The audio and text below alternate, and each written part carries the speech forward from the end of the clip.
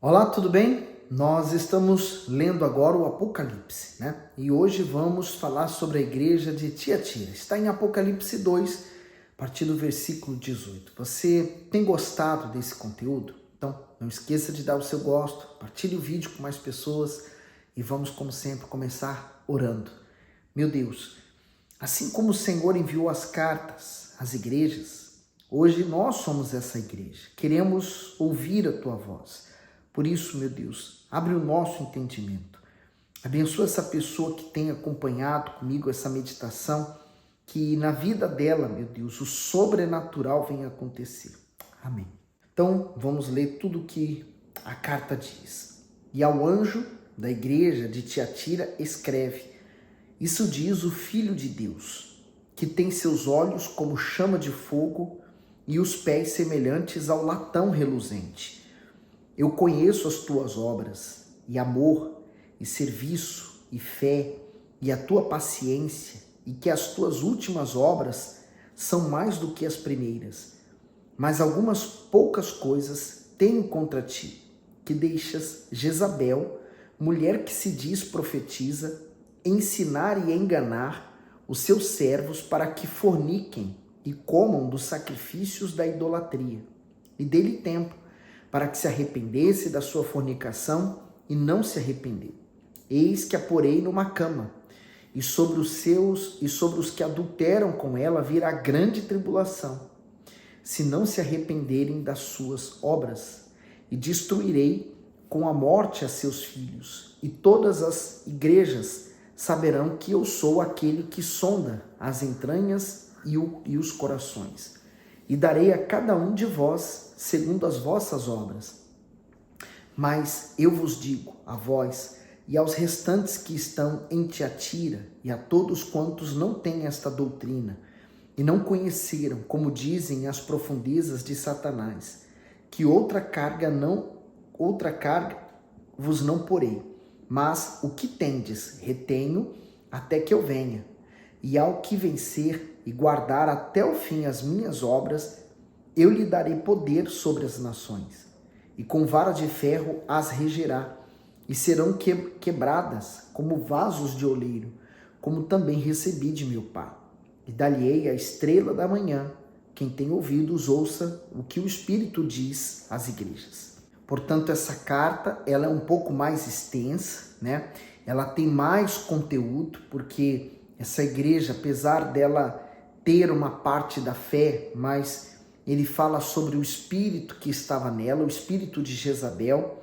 E agora nós vamos desenvolver. Mais uma vez, ele se apresenta sendo o Senhor Jesus, o Filho de Deus, mas ele fala aquilo que o apóstolo João vê lá no princípio, né? Os olhos de fogo.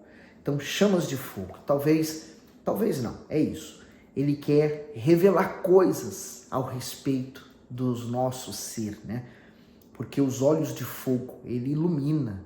Então, aqueles que estão com Jesus, ele ilumina para que essa pessoa possa ver o que ela tem feito. E os pés semelhantes a latão reluzente, quer dizer, ele nos deu autoridade para pisar o pecado, não para ser dominado por ele. Bom, nós vamos desenvolver, vamos ler o comentário do 18, Igreja de Tiatira.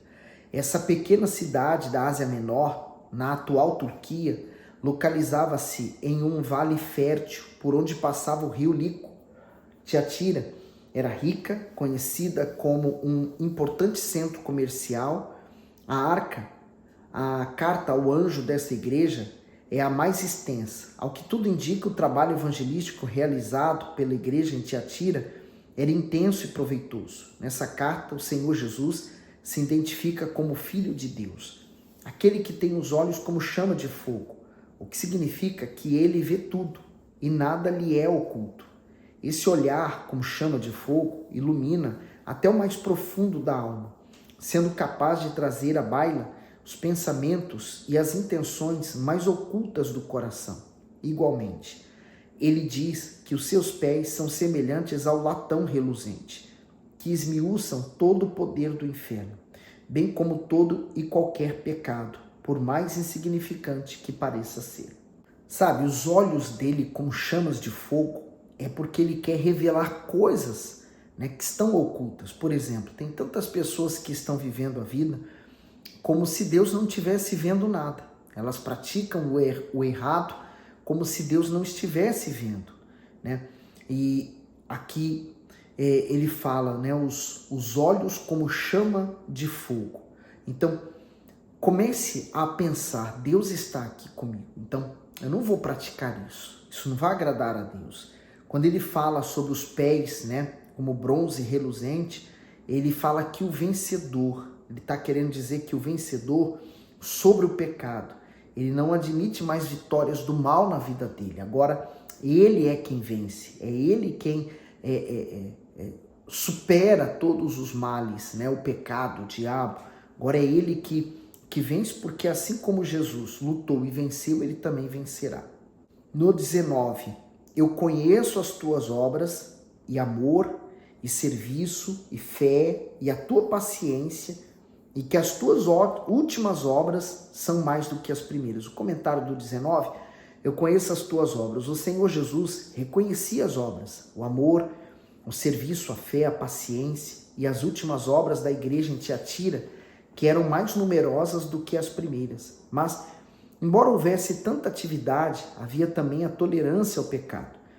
Aqui está um grande alerta para os que fazem a obra de Deus. O pecado nunca pode ser justificado, perdoado ou mesmo encoberto por boas obras, por mais lindas e importantes que sejam. Porém, infelizmente, é isso que alguns têm tentado fazer dentro da igreja do nosso Senhor.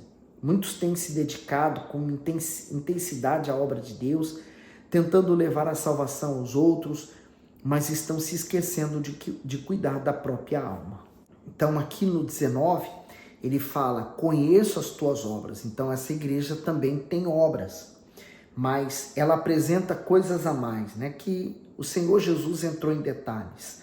Obras, amor, né? O amor que aquela primeira igreja havia perdido, mas ela tinha o amor, ela tinha o serviço, a fé, a paciência, e as tuas últimas obras são mais do que as primeiras. Quer dizer, eles já estavam fazendo mais, quer dizer, eles estavam trabalhando. E quantas pessoas, elas se escondem atrás do que elas fazem, né? Eu, por exemplo, estou aqui fazendo um serviço, né? Para mim, me ajuda, mas eu estou servindo. Então, eu posso estar me escondendo por trás desse serviço. Ninguém pode, toda a gente achar, não, o pastor está trabalhando, mas e se isso for uma forma de esconder o meu pecado? Então, por isso, eu tenho que vigiar, você precisa vigiar, nós precisamos vigiar. Então, é um serviço constante da nossa alma, porque o Senhor Jesus disse, do que adianta nós ganharmos o mundo inteiro se perdermos a nossa alma.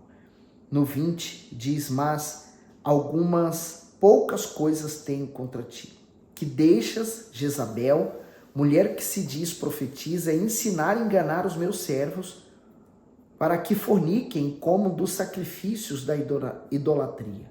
O comentário do 20, Jezabel é mencionada no Antigo Testamento como a perversa esposa do rei Acabe. Foi ela que introduziu o culto a Baal em Israel e promoveu as mais cruéis perseguições contra os profetas do Senhor. O seu nome aparece em Apocalipse como uma forma figurada de se referir ao paganismo, à idolatria e às falsas doutrinas que corrompiam espiritualmente alguns cristãos de Tiatira. A aceitação a essa prostituição espiritual desagradou muito ao Senhor Jesus.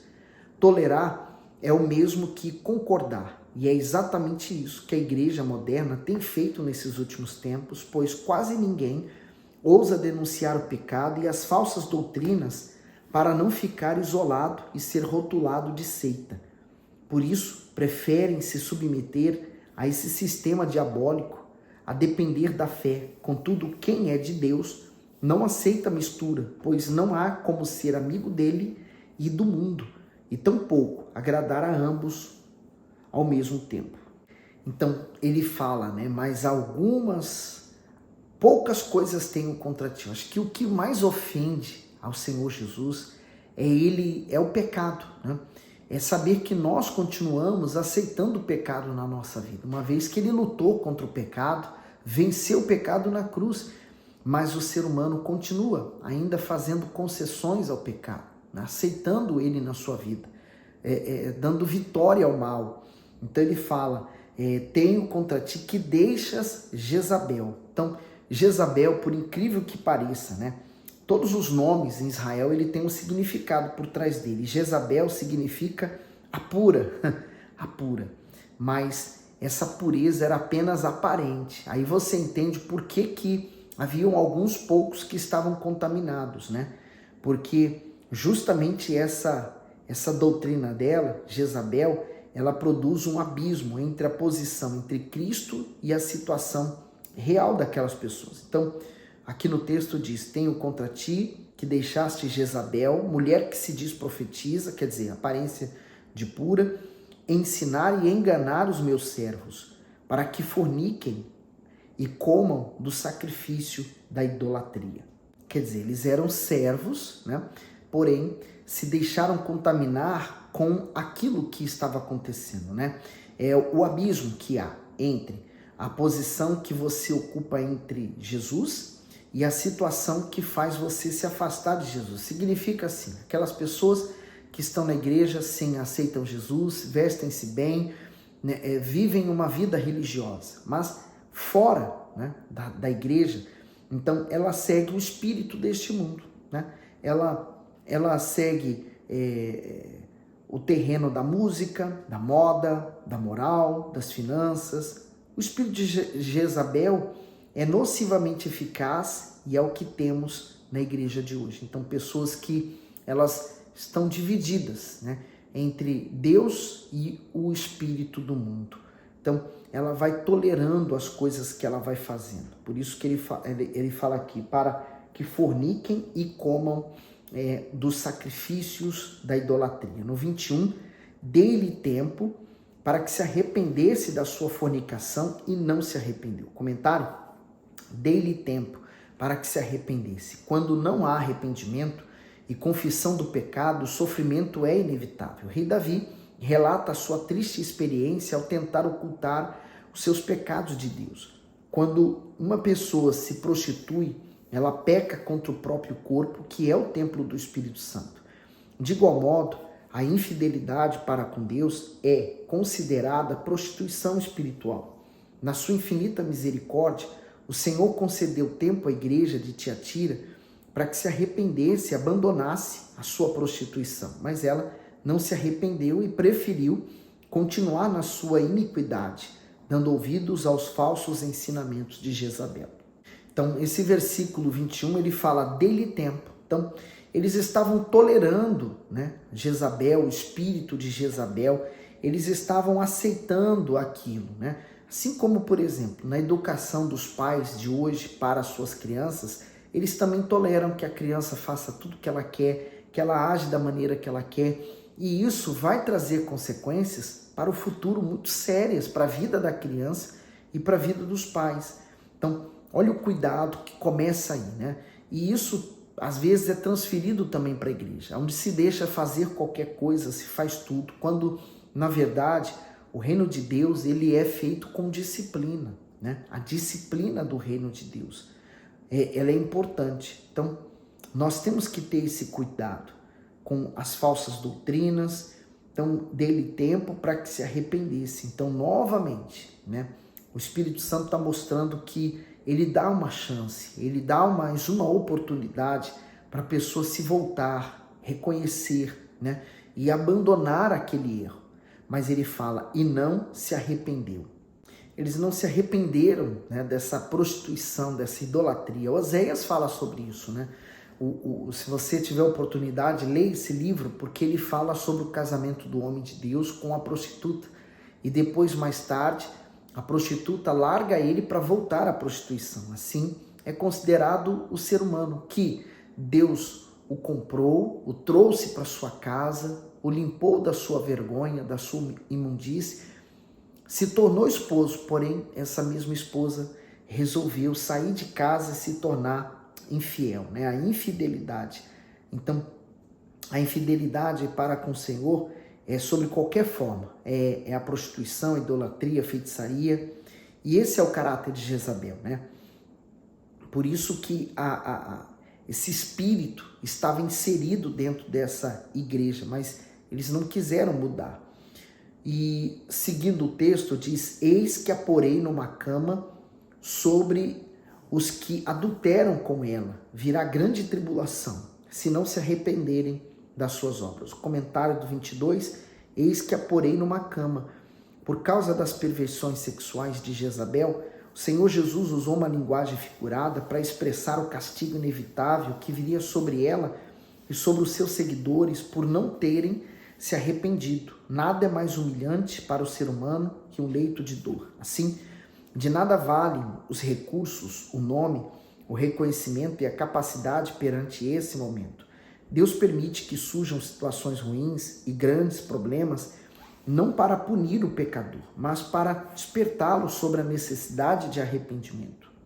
Felizmente, esse é o espírito que nós encontramos hoje no mundo, né? As pessoas, elas querem ter uma aparência de religiosidade, mas elas são, na verdade, incrédulas, né? Elas continuam na perversidade, elas continuam fazendo tudo de errado, e elas fazem errado, mesmo sabendo que está errado, elas preferem fazer errado. Por quê?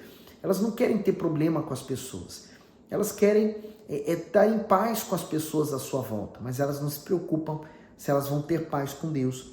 Por isso há quem, para não ser diferente das pessoas deste mundo, faz o errado, mesmo sabendo que está errado, não quer pagar o preço de fazer o certo, mesmo quando todos fazem errado. Então, nessa situação de hoje, quem é você? Quem somos nós, né? Deus deu um prazo para que eles mudassem, mas eles estavam resistindo. Eu lembro que na época dos sacerdotes, quando uma pessoa tinha lepra, e a lepra é um sentido figurado do pecado, então uma pessoa ficava isolada 7 dias. Se ainda não tivesse descoberto ou ainda estava em dúvida com relação à lepra, então a pessoa fazia mais 7 dias, até ser comprovado que realmente aquela pessoa estava imunda e ela era expulsa. Então, a mesma coisa nós vemos Deus, aqui o Senhor Jesus, dando mais uma chance, dando mais um prazo, falando para que eles possam mudar.